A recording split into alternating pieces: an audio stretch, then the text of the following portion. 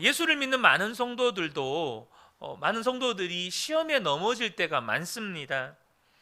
그런데 여러분, 예수님을 믿는다고 하면서 왜 이렇게 시험에 넘어지게 되는 걸까요?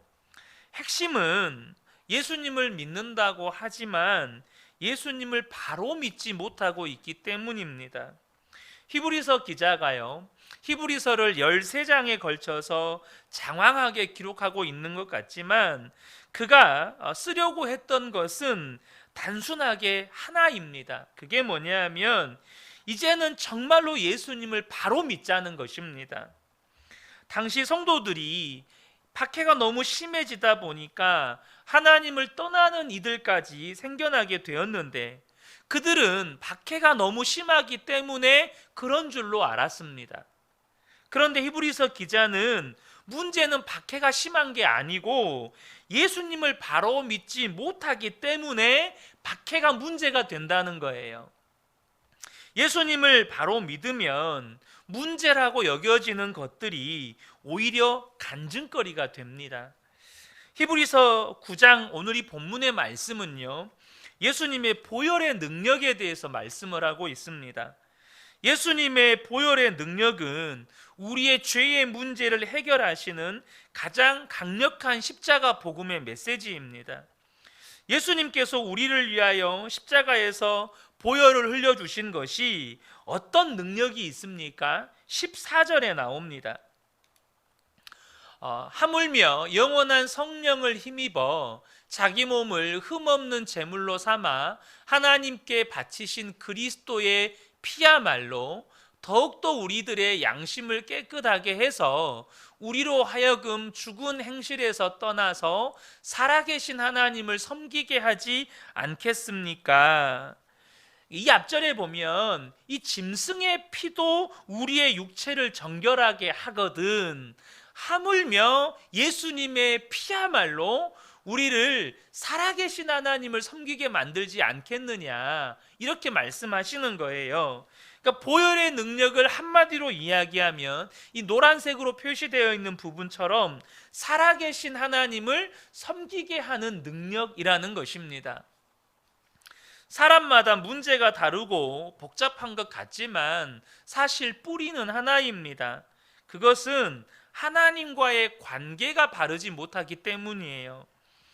성경은 분명하게 그 부분에 대해서 말씀을 해주고 있습니다. 아담과 하와가 불순종함으로 선악과를 따먹고 에덴 동산에서 쫓겨나죠. 그때부터 하나님과 관계가 깨어졌기 때문에 우리들의 삶은 문제가 복잡해진 삶이 된 것입니다.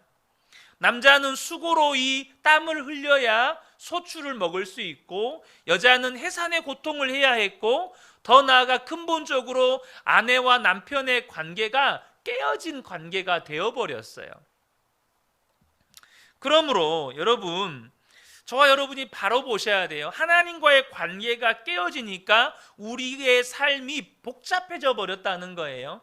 다시 말하면 오늘 본문에 소개된 것처럼 살아계신 하나님을 섬기게 되었다는 것, 이것은 바로 하나님과 관계가 바로 되었다는 것인데 그게 바로 구원받았다는 것입니다.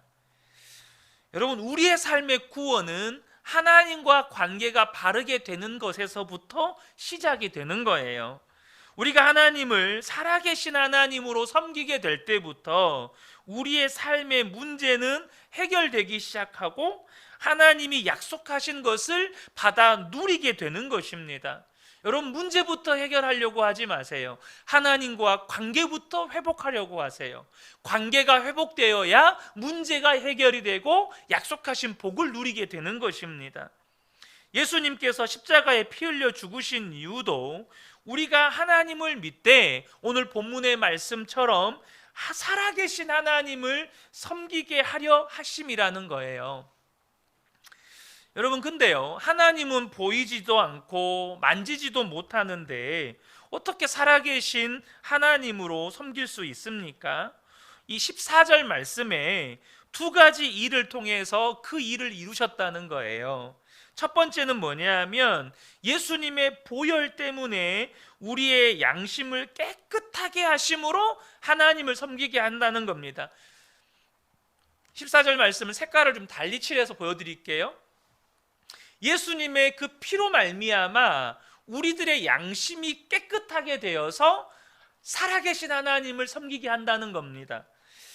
여러분, 우리의 마음이 복잡한 것은 죄 때문에 우리의 양심이 더러워져서 하나님이 멀리 느껴지고 하나님이 두렵게만 느껴지기 때문입니다. 그런데 예수님의 십자가의 보혈로 우리가 죄 씻음을 받으면서 우리의 마음이 깨끗함을 받고 온전해졌어요. 내가 죄 사함을 받고 마음이 깨끗하게 되면 하나님을 바라보는 눈이 열리게 됩니다. 여러분, 우리 마태복음의 팔복에 대해서 나오죠. 마음이 청결한 자는 하나님을 볼 것이요 라는 말씀이 이 말씀입니다. 예수님의 그 십자가 보혈로 우리가 죄 사함 받고 마음이 깨끗하게 되면 하나님을 보게 된다는 거예요. 두 번째는 죽은 행실에서 떠나게 하셔서, 예수님의 피로 우리를 죽은 행실에서 떠나게 하셔서 살아계신 하나님을 섬기게 한다는 겁니다. 우리가 죄의 종로로 살 때는 죽은 행실로 살아요.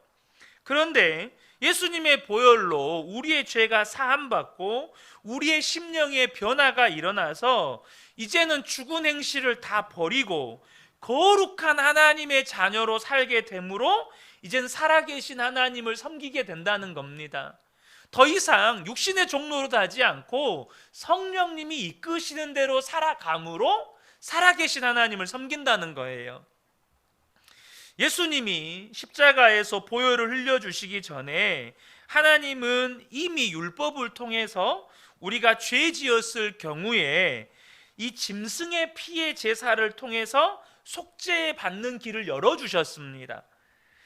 그런데 여러분, 이런 질문할 수 있잖아요. 왜 꼭 피인가? 왜 피의 제사를 드리는가?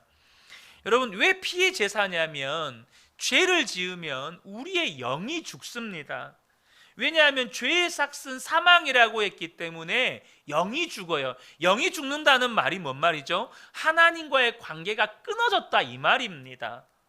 그러니까 여러분, 예수를 믿어도 죄 지으면 어떻게 돼요? 기도가 막히고 예배가 막히고 찬양이 막히는 건 그 죄가 하나님과 우리 사이의 관계를 가로막기 때문입니다.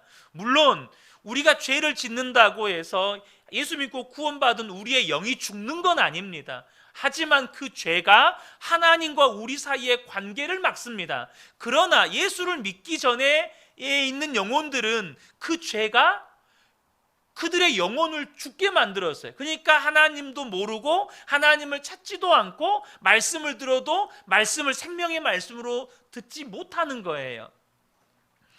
그래서 이 죄의 삭은 사망이라고 해서 죄를 지으면 죽음이 오는데, 이 죄 사함을 받으려면 생명이 하나님께 속죄 제물로 드려져야 돼요. 그런데 이 생명이 어디에 있어요? 성경은 생명이 피에 있대요. 그래서 하나님께 피의 제사를 드림으로 속죄 제사를 드리게 하신 것입니다. 그래서 22절을 보면 율법에 따르면 거의 모든 것이 피로 깨끗해집니다. 그리고 피를 흘림이 없이는 죄를 사함이 이루어지지 않습니다. 이 부분에 대해서 영적인 원리는 여러분이 이해하셔야 합니다. 죄를 지으면 영이 죽어요. 그 영이 살려면 생명이 속죄의 제물로 드려져야 돼요. 근데 생명은 피에 있어요. 그래서 피의 제사를 드리게 하셨다는 거예요. 그런데 이 짐승을 잡아서 피의 제사를 드리는 것은 우리를 완전히 죄에서 깨끗하게 할 수가 없다는 데 문제가 있습니다. 9절 말씀을 보면 제사를 드리는 제사장조차 하나님께 속죄의 제사를 드리지만 자기 마음도 온전케 하지를 못한다고 말씀해요. 9절을 보겠습니다. 그 장막의 제의를 따라 예물과 제사를 드리지만 그것이 의식 집례자, 제사장입니다. 의식 집례자의 양심을 완전하게 해주지는 못합니다. 그러니까 제사장이 속죄의 제사를 드리기 전에 자기를 위해서 먼저 속죄의 제사를 드리잖아요. 근데 그 속죄의 제사가 제사장의 마음, 양심을 완전하게 해주지 못한다는 거예요. 그 말은 제사장도 마음이 항상 두렵다는 겁니다. 혹시라도 내가 하나님 앞에 온전히 제사를 드리지 못해서 하나님께서 용서하지 못한 죄가 남아있으면 어떡하지? 이러한 두려움을 늘 가지고 있다는 거예요. 그럴 정도로 구약에서 짐승의 피의 제사는 우리의 마음에 완전한 속죄의 확신을 주지 못한다는 것입니다. 그리고 죄를 지을 때마다 또 짐승의 피의 제사를 드려야 돼요. 그러니까 이거는요, 노이로제예요. 죄 지으면 또 양 잡아야 되네, 또 소 잡아야 되네, 이런 거예요. 10절을 보면 하나님께서 그래서 이 짐승의 피의 제사를 드리게 한 것은 한시적으로 하신 것임을 알 수가 있어요. 10절에 보면 이런 것은 다만 먹는 것과 마시는 것과 여러 가지 씻는 예식과 관련된 것이고 개혁의 때까지 육체를 위하여 부과된 규칙들입니다 라고 말씀하죠. 여기서 말하는 개혁의 때를 언제를 말할까요? 예수님께서 십자가에 죽으실 때까지는 육체를 위하여서 부과된 규칙이라는 거예요. 예수님께서 십자가에 죽으실 때까지 한시적으로 적용되는 율법이라는 것입니다. 그래서 예수님께서 십자가에서 보혈을 흘려 죽으실 때까지 이스라엘 백성들은 이 짐승을 잡아서 피의 제사를 드리는 것으로라도 속죄의 제사를 드리라고 하셨다는 거예요. 이제 예수님께서 오셔서 우리를 위해서 십자가에서 보혈을 흘려주셨기 때문에 모든 이 속죄의 언약이 성취가 되었어요. 그래서 이제는 구약의 모든 속죄 제사의 규정, 정결 예식의 규정은 끝이 났습니다. 그래서 우리가 하나님의 율법을 여전히 지키지만 속죄 제사라든지 정결 예식을 하지 않는 이유는 예수님이 십자가에서 죽으심으로 말미암아서 이 속죄 제사에 대한 언약이 완전히 성취되었기 때문입니다. 이것이 우리가 받은 은혜라는 거예요. 예수님께서 십자가에 죽어주심으로 우리는 더 이상 짐승의 피의 제사를 드릴 필요가 없어졌다는 겁니다. 우리가 예수님의 보혈의 능력을 정말로 믿으면 우리의 마음이 깨끗함을 받고 또 죽은 행실대로 살지 않고 하나님의 거룩한 자녀로 살게 된다는 거예요. 그래서 우리가 예수님을 제대로 믿고 있는지 안 믿고 있는지는 이 두 가지를 점검해 보면 돼요. 첫 번째는 내 마음이 정말로 깨끗하게 되어서 주님을 바라보게 되었는지, 그래서 마음 가운데 두려움이 없고 늘 평안한지, 또 한 가지는 이제는 죽은 행실을 버리고 거룩한 삶을 살고 있는지를 보면 내가 십자가 보혈의 능력으로 살고 있는지 아닌지, 내가 예수님을 바르게 믿고 있는지 아닌지를 알게 된다는 겁니다. 여러분이 예수님을 바로 믿고 있다는 건 두 가지로 점검하셔야 돼요. 첫 번째, 다시 한번 말씀드릴게요. 내가 깨끗한 양심이 되어서 정말로 이제는 주님을 바라보며 살게 되었는지, 그래서 내 안에 정말로 평안함을 가지고 사는지, 또 한 가지는 죽은 행실, 그러니까 육신의 종로로 다는 것을 벗어버리고 거룩한 삶, 성령님이 인도하시는 대로 살고 있는지를 보면 내가 예수님을 바르게 믿는지 아닌지를 알게 된다는 겁니다. 예수님을 믿고 하나님 앞에 나와 예배를 드릴 때 여전히 마음이 답답하고 하나님이 나에게 은혜를 주실까? 하나님이 내 죄를 인하여 나를 벌 주시지는 않을까? 그런 두려움을 여전히 해결하지 못하고 하나님께 나오는 분들이 있어요. 도대체 이유가 뭐 때문일까요? 만약 우리가 구약의 제사를 드리는 것처럼 오늘 하나님 앞에 나와서 그렇게 속죄 제사를 드린다고 가정을 해보자고요. 제가 제사장입니다. 우리 성도님들이 한 분 한 분 양 가져오고 소 가져오고 막 그러셨어요. 여러분이 보는 앞에서 제가 칼로 양이나 소의 목을 땁니다. 그리고 여러분이 보는 앞에서 피를 다 쏟습니다. 먼저는 여러분의 죄를 이 짐승에게 전가부터 먼저 하겠죠. 그리고 제가 여러분에게 그 짐승의 피를 뿌려요. 그러면서 여러분에게 말씀드리기를 모든 죄가 사함 받았으니 이제 평안히 가십시오 라고 그렇게 선포한다면 적어도 여러분은 내가 지난주에 지은 죄는 용서받았구나 이런 마음이 들 거예요. 왜냐하면 눈앞에서 내 죄 때문에 짐승이 죽고 피를 흘리고 그 피를 내가 뿌림받고 또 제사장인 제가 여러분에게 모든 죄가 사함받았다고 선포해 주니까. 그런데 우리는요 제물을 가지고 와서 속죄 제사를 드릴 필요가 없어요. 우리는 그저 예수님의 보혈을 의지해서 십자가의 은혜를 찬송하면 돼요. 그래서 오늘 제가 주의 보혈은 그 찬양을 부른 이유가 오늘 이 설교 말씀과 밀접한 연관이 있어서 그 찬양을 선택한 거거든요. 우리는 주의 보혈을 찬양하면 됩니다. 그럼 여러분 한번 여러분에게 질문을 드려볼게요. 여러분은 교회에 올 때의 마음과 예배드리고 집에 갈 때의 마음이 달라지십니까?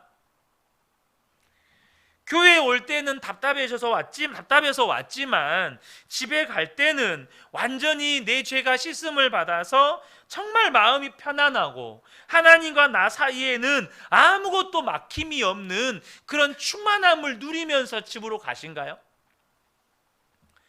안타까운 현실이지만 그렇지 못한 분들이 많습니다. 교회에 올 때는 답답했는데 집에 갈 때는 더 짜증나요.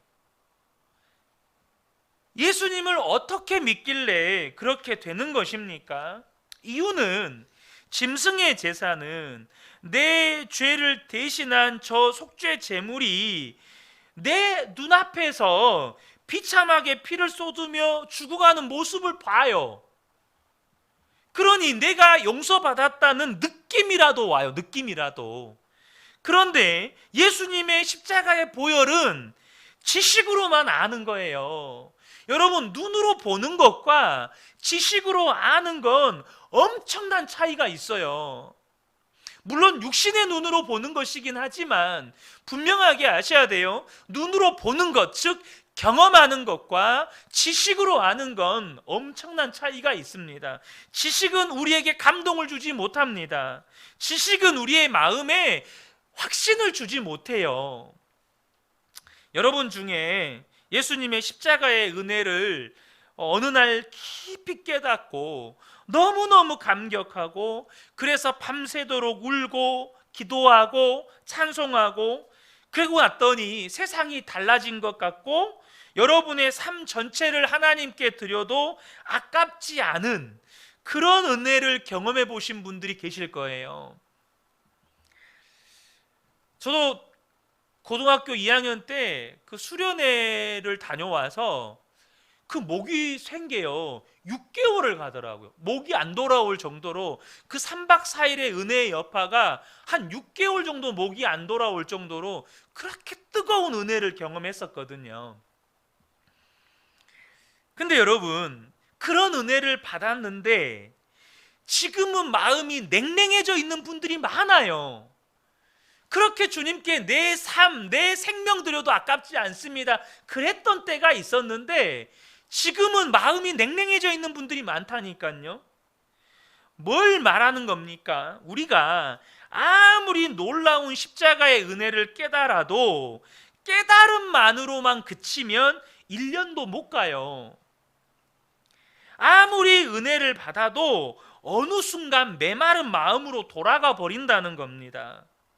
평생을 잊을 수 없는 특별한 은혜를 받은 사람도 몇 년이 지나면 정말로 그 마음의 감동과 은혜가 다 사라지게 됩니다. 여러분, 1만 달란트의 빚을 탕감받은 자의 그 은혜와 감동이 얼마나 컸겠어요. 1만 달란트의 빚, 오늘날 돈으로 환산하면 대략 6조 원 정도 되는 돈입니다. 1만 달란트의 빚을 탕감받았어요. 근데요, 시간이 지나면 그 은혜의 감동은 다 사라집니다. 그 은혜의 감동이 다 사라지니까 100데나리온 빚진 친구의 멱살을 잡아서 감옥에 집어넣는 거예요. 무슨 말이냐?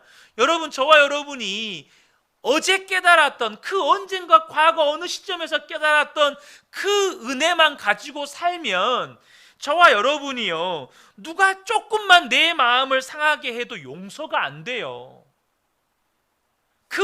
과거 언젠가 받았던 그 은혜, 그 감동, 그 깨달음으로 내 삶이 변하지 않아요. 사람이 그렇다는 겁니다.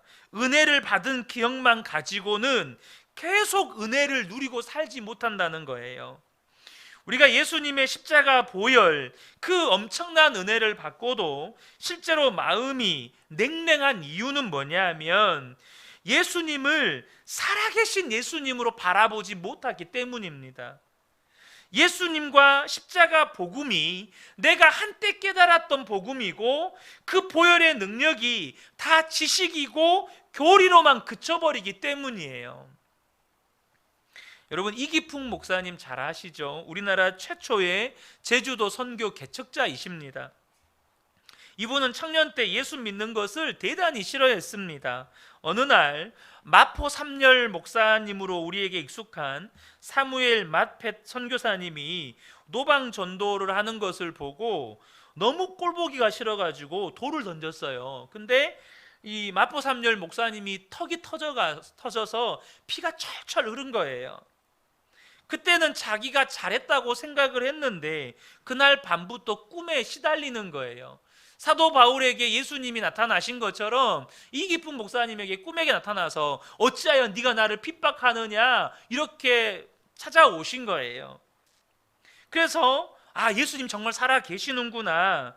그가 거기서 꼬꾸라져서 회개하고 신학교에 들어가서 목사가 됩니다. 그리고 제주도로 가요. 당시 이 제주도 선교는 정말 힘들고 어려운 선교지였는데요, 자원해서 갑니다. 근데 이 말도 못하는 고생을 해요. 그래서 내가 더 이상은 이제 못 견디겠다. 그래서 제주도를 떠나기로 작정을 하고 이 마포 삼열 목사님에게 그렇게 하겠다고 편지를 보내셨어요. 2개월이 지나서 이 마포 삼열 목사님의 편지가 도착을 합니다. 근데 그 편지의 내용이 이렇습니다. 이기풍 목사의 편지를 잘 받았소이다. 그런데 당신이 내 턱을 때린 흉터가 아직 아물지 않고 있습니다. 그걸로 편지 내용 끝이에요. 딱 2줄 써져 있었어요. 이기풍 목사님이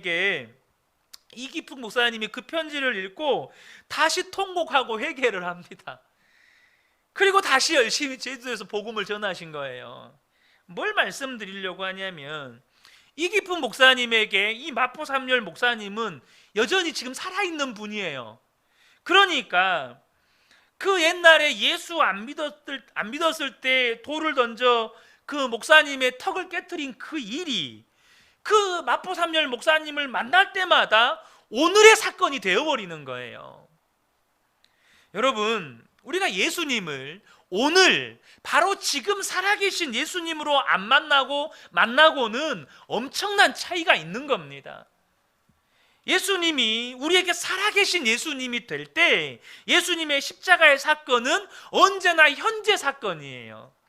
2000년 전에 예수님이 나를 위해 죽으신 사건이 아니고 오늘 나를 위해서 죽으신 십자가가 되는 거예요. 그래서 십자가의 은혜가 항상 내게 새로운 것입니다. 내게 있어서 십자가는 언제나 지금 십자가인 거예요. 보혈도 마찬가지입니다. 예수님의 보혈은 그 옛날 2000년 전 십자가에서 흘리신 보혈이 아닙니다. 예수님을 지식으로만 믿을 때는 예수님의 보혈은 그저 교리 가운데 하나죠. 그런데 예수님이 내게 살아계신 예수님일 경우에는 내가 예수님을 바라볼 때마다 예수님은 나를 위해서 피 흘리신 분이 되는 거예요. 주님이 나를 위해서 흘리신 피는 그 순간에 생생한 보혈의 능력이 됩니다. 그러니까 어떤 죄를 짓거나 혹은 어떻게 무너졌든지 간에 예수님의 보혈은 오늘 나를 위해 흘리신 보혈이니까 나를 다시 일으키는 능력이 되는 거예요. 우리가 예수님께서 십자가에서 피 흘리신 것을 실제로 본다면요, 절대 이렇게 예배 드릴 수가 없어요. 정말로 저와 여러분의 눈앞에 천국과 지옥이 펼쳐지고 지옥의 실상이 눈에 보이고 지옥에 갈 수밖에 없는 내가 예수님의 보혈 때문에 천국에 가게 된 그 일이 지금 내 눈앞에 펼쳐져 보인다면 우리는 절대 이렇게 예배 못합니다. 가만히 앉아있지를 못해요. 막 찬양을 불러도 정말 목이 터져라고 주님 앞에 찬양 부를 거예요. 말씀을 들어도 아멘! 아멘! 그렇게 외칠 거예요. 여러분, 그럴 수밖에 없어요. 여러분, 예수님의 보혈은 그 자체가 능력이고 그 자체가 감동이고 그 자체가 우리의 심령의 불이에요. 예수님을 살아계신 예수님으로 만나는 것이 열쇠입니다. 예수님이 흘리신 놀라운 보혈의 능력으로 과거나 현재나 미래나 모든 죄에서 우리를 사하시고 예수님을 살아계신 예수님으로 바라보는 모든 자에게 언제나 그 심령을 정결케 하는 은혜를 누리게 하십니다. 여러분, 예수님의 보혈이 해결하지 못할 죄가 어디 있습니까? 주님이 오늘도 나를 위해서 피 흘리신 것을 바라보면 내가 지은 죄로 인하여서 애통함은 있지만 동시에 내 모든 죄가 사함받았다는 확신이 있는 겁니다. 분명한 거예요. 죄에 대한 애통도 있지만 내 죄가 사함받았다는 분명한 확신이 드는 거예요. 여러분, 주님이 나를 위해서 피 흘리셨는데 무슨 죄가 나를 사로잡을 수 있겠어요? 지금 주님이 나를 위해 피 흘리셨는데 어떤 죄가 나를 사로잡습니까? 그 감동이 예수 믿는 성도들이 예배 드릴 때마다 있게 되는 겁니다. 그러나 그저 예수님을 지식으로 교리로만 받으면 이것이 무슨 말인지 알지도 못하고 경험하지도 못하는 거예요. 사랑하는 성도 여러분, 예수님을 살아계신 예수님으로 만나가는 것이 너무너무 중요합니다. 그래서 저와 여러분이 날마다 24시간 예수님을 바라보자고 하는 이유가 거기에 있어요. 그것이 진짜 믿음이에요. 마음이 깨끗하게 된 자, 그 사람이 하나님을 보거든요. 하나님을 바라보고 사는 거예요. 예수님의 보혈의 능력이 우리 가운데 행하려고 하는 것은 하나님을 살아계신 하나님으로 섬기게 하려는 것입니다. 그래서 하나님 또한 우리와 항상 살아있는 교제를 나누기를 원하시는 거예요. 우리가 이렇게 예수님을 바라보게 되면 우리의 죄가 깨끗이 씻음을 받았다는 확신을 주지만 동시에 우리가 더 이상 죽은 행실을 따라 살지 못하게 만들어버린다는 거예요. 전에는 분명히 죄의 종로로 다고 살았어요. 하지만 이제는 더 이상 죽은 행실을 따라 안 사는 게 아니라 못 사는 겁니다. 28절에 보면 예수님이 다시 오실 것이라는 약속의 말씀이 또 기록이 되어 있습니다. 그런데 여기서 보면 예수님이 다시 오실 때는 죄인이었던 사람의 몸으로 오시지 않고 죄와 상관없이 임하실 것이라고 말씀합니다. 28절을 보겠습니다. 이와 같이 그리스도께서 많은 사람의 죄를 짊어지시려고 단 한 번 자기 몸을 제물로 바치셨고, 그러니까 이때는 뭐죠? 우리의 죄를 사하시기 위해서 인간의 몸을 입고 오셔야만 했어요. 그때는 그렇게 오셨어요. 근데 두 번째로는 죄와는 상관없이 자기를 기다리고 있는 사람들에게 나타나셔서 구원하실 것입니다 라고 말씀하세요. 자, 여기에 이 말씀의 정확한 해석은 두 번째 예수님이 오실 때는 이제는 죄와는 상관없이 오실 거라는 거예요. 방금 좀 전에 설명드린 것처럼 처음에 오실 때는 우리를 죄에서 구원하시려고 십자가를 지시기 위해서 인간의 몸을 입고 오셨지만, 재림에 오실 때는 인간의 몸이 아니라 거룩한 하나님의 영광의 형상을 그대로 가지고 오신다는 거예요. 그런데요, 이 말씀을 읽을 때 죄와 상관없이 살면서 예수님을 기다리는 사람들에게 오셔서 구원하실 것이라고 해석을 해도 무리가 없어요. 무슨 말이냐? 여기서 죄와 상관없이라는 말은 예수님에게 관한 말이에요. 예수님께서 더 이상 인간의 몸이 아니라 거룩한 하나님의 형상 그대로 오신다는 뜻이거든요. 근데 이 말씀이 이 원문의 뜻과 좀 다르게 죄와 상관없이 이 땅에서 살아면서 예수님을 기다리는 사람들에게 나타나셔서 구원하실 것입니다 라고 해석을 해도 성경의 복음이 우리에게 말씀하시는 전체의 의미와 전혀 다르지 않다는 겁니다. 예수를 믿는 사람들은 이제 더 이상 죄와 상관없이 살게 된다는 거예요. 여러분, 예수님의 재림을 기다리는 성도들이 어떤 사람들입니까? 죄짓고 자기 마음대로 사는 사람들입니까? 그렇지 않죠. 모든 죄가 사함을 받고 동시에 거룩한 삶을 살면서 주님을 기다리는 사람들입니다. 그래서 14절 하반절에 이렇게 말씀하시는 거예요. 우리로 하여금 죽은 행실에서 떠나서 살아계신 하나님을 섬기게 하지 않겠습니까? 여러분, 주님의 재림을 기다리는 사람들은 죽은 행실에서 떠난 사람들이에요. 예수를 믿는다는 것은 죽은 행실에서 떠나게 되는 것입니다. 이제는 완전히 변화된 거룩한 삶을 살게 되는 거죠. 단정적으로 말씀을 드리면 예수를 믿으면 죄 짓지 않고 살게 된다는 거예요. 어떻게 그럴 수 있나? 여러분, 예수를 믿으면 죄를 짓지 않게 된다. 예수를 믿어도 죄를 짓고 산다. 여러분, 이 둘 다 믿음이라는 것을 아셔야 합니다. 그런데 여러분, 우리가 믿어도 성경대로 바르게 믿어야 돼요.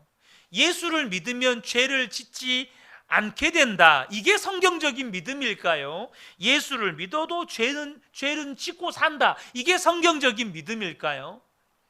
요한일서 3장 9절에 하나님께로부터 난 자마다 죄를 짓지 아니하나니 이는 하나님의 씨가 그 속에 거함이요 그도 범죄하지 못하는 것은 하나님께로부터 났음이라.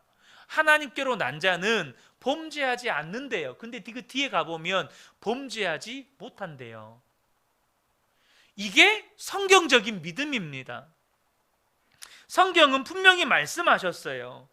예수를 믿으면 죄 안 짓고 사는 것이구나. 이렇게 믿는 게 중요한 거예요. 근데 예수를 믿어도 어떻게 죄 안 짓고 사나? 이렇게 믿으니까 죄 앞에 무너지는 겁니다. 죄와 싸울 생각도 안 하는 거예요. 오해하지 말아야 할 것은 예수를 믿으면 죄성도 사라지는 것은 아니라는 거예요. 욕심, 미움, 시기, 질투, 음란, 거짓, 혈기, 여러분, 우리의 육신의 죄성은 사라지지 않습니다. 육신을 가지고 있는 한 죄성은 절대 사라지지 않아요. 아무리 경건한 그리스도인도 그 속에는 무서운 죄성이 있어요. 그래서 사도 바울도 그렇게 탄식을 하잖아요. 사도 바울이 가슴을 치면서 답답해했던 것이 이 육신 속에 있는 죄성을 어떻게 하느냐 하는 거예요. 그런데 그 죄성이 사라지지 않는데 어떻게 죄를 안 짓고 살죠? 예수님이 우리 안에 오시는 이 놀라운 사건 때문이에요. 이 요한일서 3장 9절에도 하나님의 씨가 그 속에 거함이라고 말씀하고 계시죠.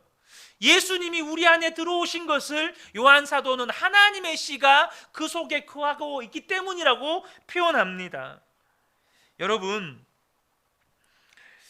저와 여러분이 분명하게 아셔야 돼요. 예수님이 우리 안에 오시기 때문에 우리의 마음이 이전과는 달라요. 분명히 죄성도 우리 속에 역사하지만 예수님도 우리 안에서 역사하세요. 그래서 예수님 때문에 죄를 짓지 않게 되는 것입니다. 요한일서 5장 18절에 하나님께로부터 난 자는 다 범죄하지 아니하는 줄을 우리가 아노라. 하나님께로부터 나신 자가 그를 지키심에 악한 자가 그를 만지지도 못하느니라. 여러분, 예수님을 살아계신 예수님으로 믿으라고 하는 이유가 여기에 있습니다. 예수님을 교리로 믿는 사람은요, 이 말씀을 절대 경험하지 못해요. 죄의 유혹이 올 때 예수님이 내 안에 계시기 때문에 그 죄가 혹은 마귀가 우리를 만지지도 못하는 이 경험을 예수님을 교리로만 믿으면 절대 경험 못해요. 그런데 우리가 예수님을 진짜 살아계신 예수님으로 믿어야 악한 자가 우리를 만지지도 못하는 은혜를 경험하게 되는 겁니다. 그러면 예수님은 어떤 사람에게는 살아계신 예수님으로, 어떤 사람에게는 지식의 주님으로 계시는 것일까요?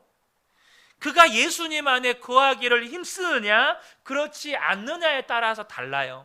제가 이전에 그런 표현을 썼죠. 예수님을 갈망하느냐 그렇지 않느냐에 따라 다르다는 거예요. 예수님을 믿어도 항상 예수님 안에 거하기를 힘쓰는 사람과 예수님 안에 거하는 것에 대해서 아무런 생각도 관심도 없는 사람은 그 삶이 엄청나게 달라집니다. 요한일서 3장 6절에 그 안에 거하는 자마다 범죄하지 아니하나니 범죄하는 자마다 그를 보지도 못하였고 그를 알지도 못하였느니라. 자, 이 말씀을 좀 앞뒤를 바꿔 보면 그를 보는 자, 그를 아는 자는 범죄하지 못한다는 거예요. 예수님을 보고 내 안에 계신 예수님을 보고 그 예수님을 아는 사람은 절대 범죄하지 못하게 된다는 겁니다.